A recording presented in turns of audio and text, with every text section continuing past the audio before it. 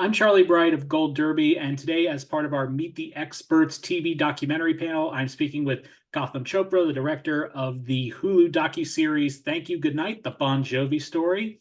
Uh, First question I got to ask you is, what was your first memory of hearing Bon Jovi, and what was your reaction to it upon hearing him? Gosh, well, I'm of a certain age, so I remember, I must have been a teenager really when Bon Jovi exploded onto the scene with Slippery When Wet. That was probably, I think, like I was 12 years old at the time, so all those, classic songs, Wanted Dead or Alive, um, obviously, Living on a Prayer, and then I've subsequently sung those songs a million times at karaoke.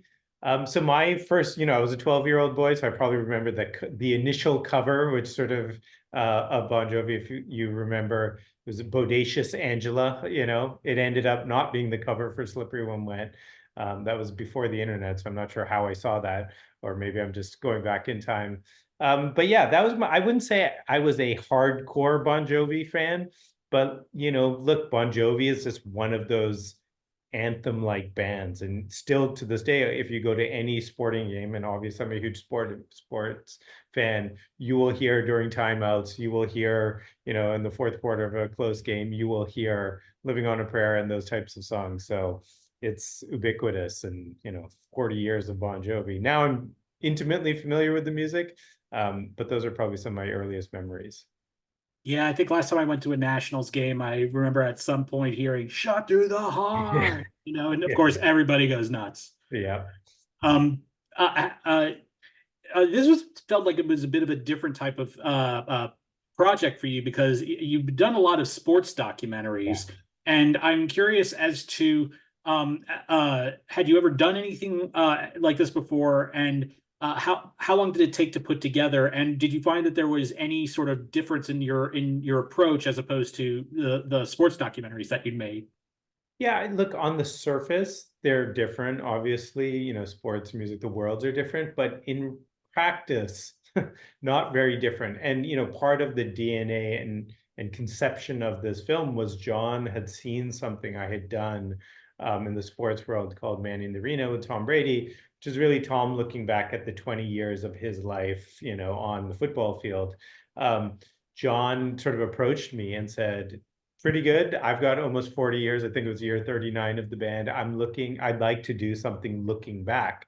So, one, look, it's all about greatness and the pursuit of greatness, and how do you sort of build yourself, and what's your legacy going to be? There also happened to be something going on, which wasn't really part of the initial blueprint of the series, which was like John, I noticed early on when I was, meeting with him, that he had something going on with his voice, which turns out to be a vocal injury that, he was trying to figure out how to come back from. Now, there you go. It's like a comeback stories as old as time. I'd done that with Kobe Bryant around his Achilles injury, and working with other athletes around, coming back from a physical injury. So again, very familiar territory.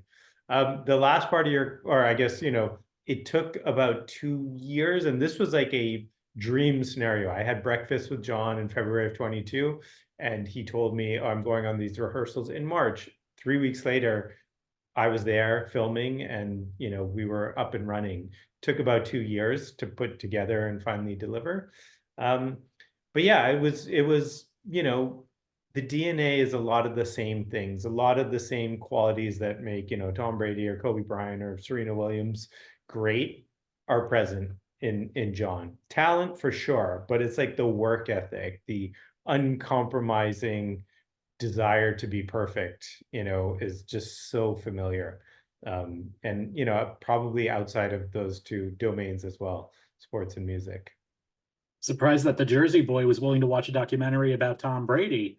Um, I uh, always joke, I think Tom's like, I mean, I think John's the only guy who's actually friends with Tom, Robert Kraft, and Bill Belichick. He's like the one guy who has those deep relationships with all three of them. does Bill Belichick even have friends? I mean, that's what I'm wondering. Um, were there any when you were talking to the band members, were there any aspects of their lives that the band members felt hesitant to go into detail about? Not really. I mean, look, it's a 2-year process. So I think, we just all became closer and there was more trust over the 2 years. And I would say in particular with John, Tico, Dave, Bryan, who are three of the founding members, still part of the band. I mean, that was like, I just spent so much time with them, especially around this real-time story of John trying to come back from the vocal injury. He was doing a lot of rehearsals. He went on tour. So I was around those guys a lot. I mean, there was definitely like early on, like, well, one, is Richie going to participate, Richie Sambora going to participate in this? And turns out that wasn't very controversial. Everybody wanted him to, and then he wanted to once he kind of understood. But there was definitely a little bit of like feeling out process early on, I would say. And I ended up doing 2 interviews with him, and you can feel tonally they're very different.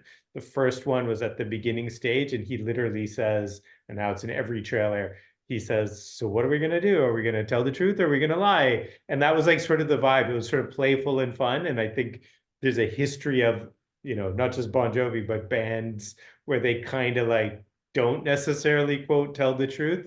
And so there was a tone to that interview. And then there's an interview that happens maybe a year later where it's like, oh, now, and I think at that point, I know John and Richie had watched some assemblies, and Richie was definitely like, oh, so we are telling the truth. The guys have sort of told their truth. I'm going to tell my truth. And, it has a very different tone to it.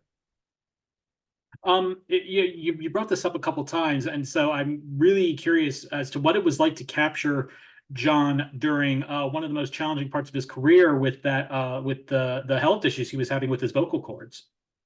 Well, I will say it sucked for him, but it was great for us. I mean, it sort of gave the film, like, I think, like an urgency, like, oh, they built this thing. It's about, it's 40 years, but now there's stakes. Like, will it go on?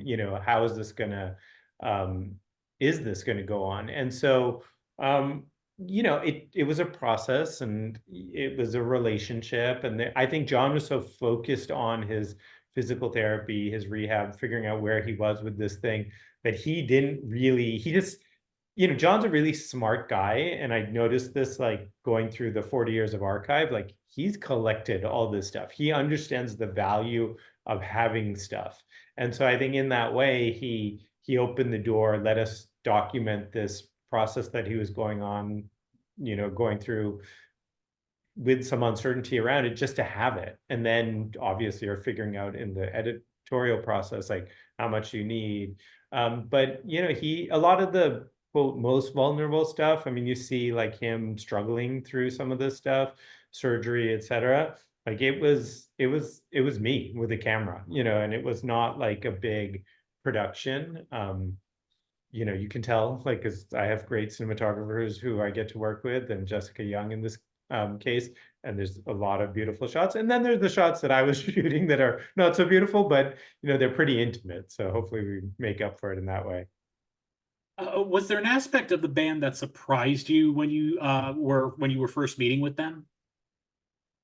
I think it's just like this, the thing about John and the band is that they sort of have this archetypal story to them. Like, they were a bunch of kids, literally in the beginning growing up from New Jersey, and every one of them had a version of like, we were told this is never going to happen. Like, this doesn't happen to, kids in New Jersey. And but this sort of unwillingness, and I do think this is largely John, like, he is like the captain of the ship, certainly with, like, Dave and Tico. I mean, Richie's definitely his own captain.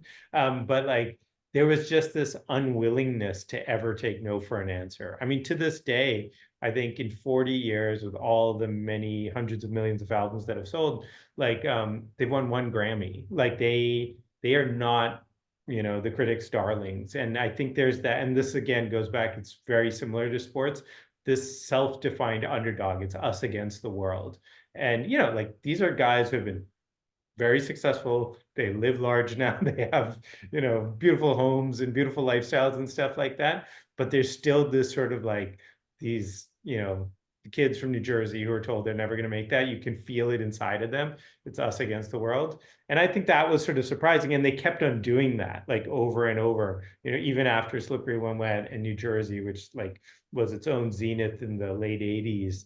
The band, I wouldn't say broke up, but like they went their separate ways. And when they came back, everybody was like, oh, I mean, this is now never going to happen again. And then Keep the Faith happens. And, you can see that sort of arc pretty much over and over and over again across 40 years. Well, Gotham, thank you so much for joining us, and we look forward to seeing you on our panel in just a little bit. Can't wait.